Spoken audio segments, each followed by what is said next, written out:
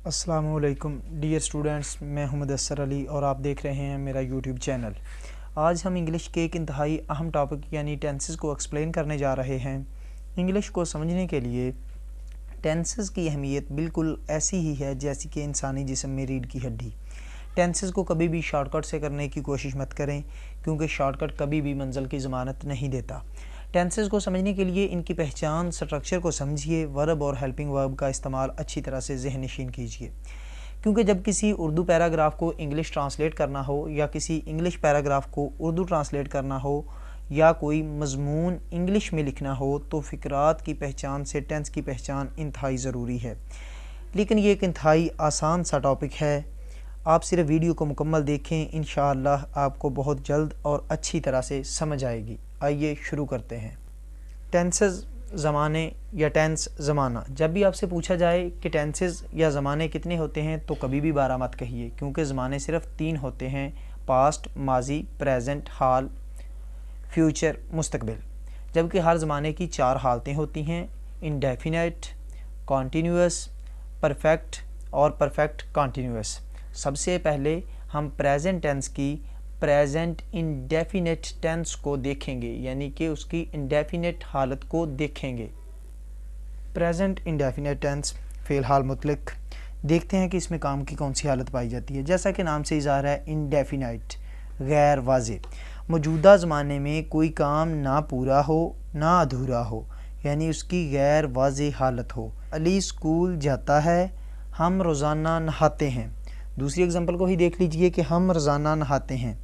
रोज़ाना नहाते हैं का मतलब कि हम कल भी नहाए, हमने आज भी नहाना है और आने वाले कल में भी नहाना है। जब हम गुज़रे हुए कल में नहाए तो नहाने का काम मुकम्मल हो गया, लेकिन जब हमने आज वाले कल में नहाना है और आने वाले कल में भी नहाना है तो ये काम अधूरा है। इसी तरह से काम पूरा भी हो रहा है, अधूरा भी है, तो ये गैर वाज़ेह हालत बन गई कि काम ना तो पूरा हुआ ना अधूरा हुआ। अब मिसालों के मुताबिक पहचान की बात कर लीजिए। जब किसी उर्दू फ़िक्रे को इंग्लिश में ट्रांसलेट करना हो तो उसकी पहचान इंतहाई ज़रूरी है। प्रेजेंट इंडेफिनिट टेंस के फ़िक्रे को जज करने का तरीका ये है कि फ़िक्रे के आखिर में ता है, ती है, ते हैं, ता हूँ या ती हूँ वगैरह के अल्फाज आते हैं, जैसा कि आप मिसालों में देख चुके हैं। अली स्कूल जाता है, हम रोज़ाना नहाते हैं। इस टेंस के सिलसिले में कुछ अहम पॉइंट्स को नोट कर लीजिए। फर्स्ट पॉइंट को देखें कि ही, शी, इट और वाहद गायब नामों के साथ, वाहद गायब नामों से मुराद कोई भी नाम हो सकता है, अली, अहमद, निमरा, ऐसे नामों के साथ एस या ई एस का इजाफ़ा करना है। अब एस कहाँ आएगा, ई एस कहाँ आएगा, ये सेकंड पॉइंट को देखिए। अगर वर्ब के आखिर में C H, S H, S S, X या ओ हो तो ई एस, जबकि बकिया के साथ एस का इजाफ़ा करना है। सादा जुमलों में कभी भी हेल्पिंग वर्ब इस्तेमाल नहीं होगा।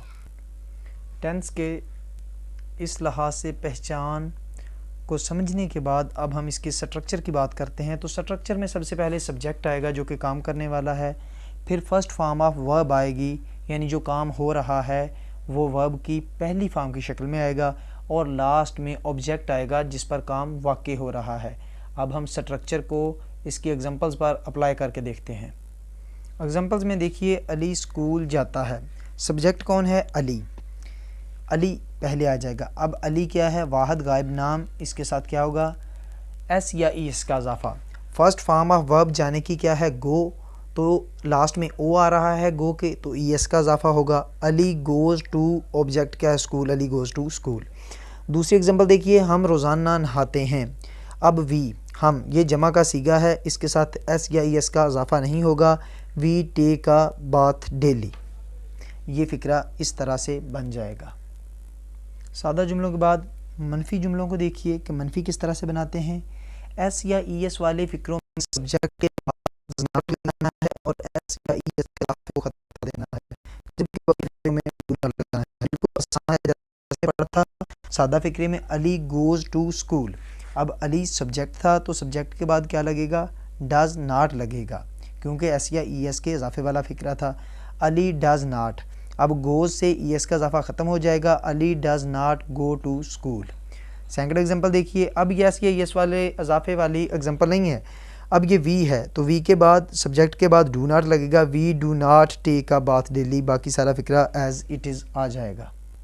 इसके बाद सवालिया फ़िक्रों को देखते हैं। सवालिया बनाना बहुत आसान है, सिर्फ सब्जेक्ट के पहले डू या डज़ का इस्तेमाल करना है, डज़ एस या ई एस वाले फ़िक्रों में, और एस या ई एस के इजाफे को ख़त्म कर देना है, और बकिया फ़िक्रों में डू। बहुत सादा है। सब्जेक्ट क्या था हमारे पास, अली था, अली से पहले क्या इस्तेमाल होगा, अब डज़ अली, एस या ई एस का इजाफा ख़त्म होगा तो गो आ गया to school, does Ali go to school. दूसरा फ़िक्रा देखें तो अब ये एस या ई एस के इजाफे वाला फ़िक्रा नहीं है तो इसमें डू इस्तेमाल होगा सब्जेक्ट से पहले, do we take a bath daily, बिल्कुल सिंपली फ़िक्रा आ जाएगा एज इट इज़।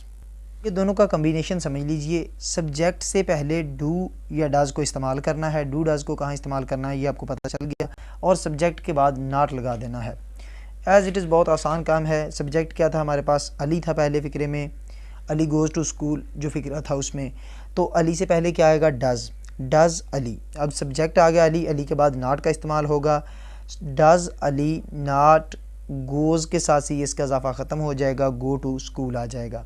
और दूसरा फ़िक्रा है ये बस ये इसके इजाफे वाला फ़िक्रा नहीं है तो इससे पहले डू आएगा, डू उसके बाद सब्जेक्ट वी और फिर उसके बाद नॉट का इस्तेमाल होगा, टेक आ बाथ डेली, मुकम्मल फ़िक्रा एज़ इट इज़ आ जाएगा। ये था प्रेजेंट इंडेफिनिट टेंस, उसकी पहचान, उसकी स्ट्रक्चर, उसके सादा जुमले, मनफी, सवालिया और सवालिया मनफी, जो कि हमने तरतीब के साथ इसको मुकम्मल किया। इसके बाद देखते हैं प्रेजेंट कॉन्टीन्यूअस टेंस, यानी प्रेजेंट टेंस की कॉन्टीन्यूअस हालत को फ़िलहाल जारी डिफ़ाइन करते हैं। इसको मौजूदा ज़माने में काम जारी हो, जैसा कि टेंस के नाम से ही वाज़ेह है कि कॉन्टीन्यूअस मतलब जारी है काम, किस ज़माने में, प्रेजेंट टेंस के ज़माने में काम जारी है। इसको मिसालों की मदद से वाज़ेह करते हैं।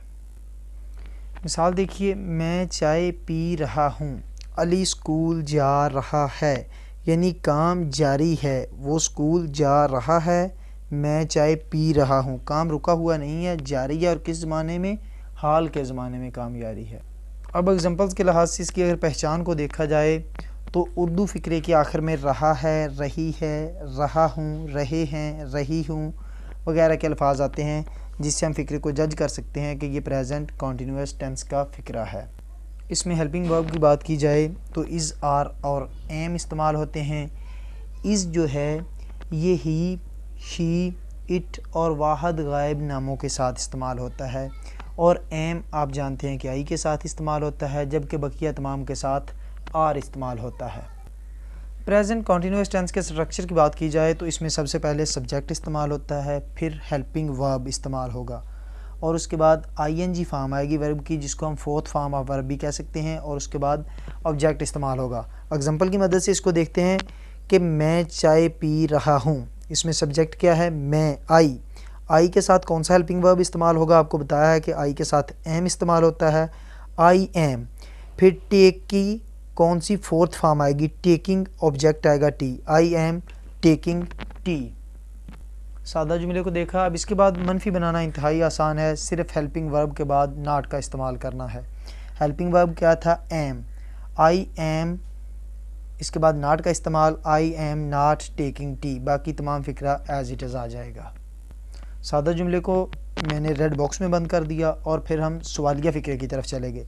सवालिया फ़िक्रा इंतहाई आसान सी चीज़ है, सिर्फ जो हेल्पिंग वर्ब है उसको सब्जेक्ट से पहले लगा देना है, जैसा कि हमारे पास हेल्पिंग वर्ब था एम, सादा फ़िक्रा था I am taking tea, am को उठा के सब्जेक्ट आई से पहले ले जाएं, एम आई टेकिंग टी, बाकी तमाम फ़िक्रा एज इट इज़ रहेगा। ये हमारे पास सवालिया बन जाएगा। सवालिया फ़िक्रा हो गया। सवालिया फ़िक्रे के आखिर में सवालिया निशान ज़रूर लगाइएगा।